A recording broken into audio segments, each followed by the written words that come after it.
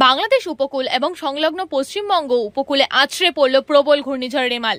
আলিপুর আবহাওয়া দপ্তর জানিয়েছে রাত 12টায় শেষ হয়েছে ঘূর্ণিঝড় রেমালের ল্যান্ডফল প্রক্রিয়া। ঘূর্ণিঝড়ের জেরে কলকাতা ও জেলায় ঝোড়ো হাওয়ার সঙ্গে সঙ্গে প্রবল বৃষ্টিপাত অব্যাহত রয়েছে। এদিকে প্রবল এই ঘূর্ণিঝড় রেমাল আজ শক্তি খুইয়ে ঘূর্ণিঝড়ে পরিণত হয়েছে, ফলে দুর্যোগের হাত থেকে রেহাই মিলবে না আজও। সোমবার কলকাতা ও একাধিক জেলায় তীব্র ঝোড়ো হাওয়া সেই সঙ্গে ভারী থেকে অতি ভারী বৃষ্টিপাত হবে বলেই জানিয়েছে আবহাওয়া দপ্তর।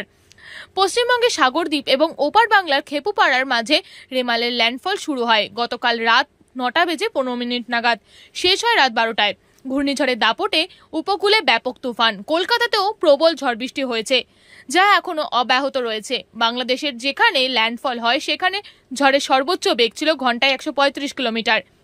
এদিকে আজ শক্তি খুঁয়ে ঘূর্ণিঝড় পরিণত হবে প্রবল ঘূর্ণিঝড়ে।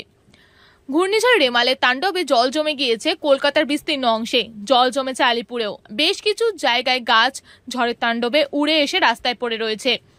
জেলায় বহু অংশে এখনও বিদ্যুৎহীন রয়েছে।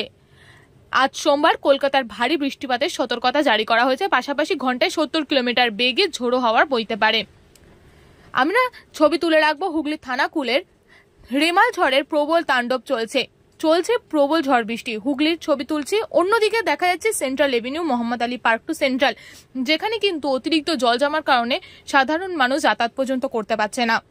আরেক ছবি তুলে ধরছি আমরা বাগবাজার ঘাটে গঙ্গার উত্তাল পাতালের জন্য কিন্তু প্রচুর মানুষের সেখানকার বাসিন্দাদেরকে সরিয়ে কিন্তু অন্য জায়গায় রাখা হয়েছে এবং সেখানে প্রচুর পরিমাণে জল জমে গিয়েছে, সাধারণ মানুষের চলাফেরা অব্যাহত রয়েছে।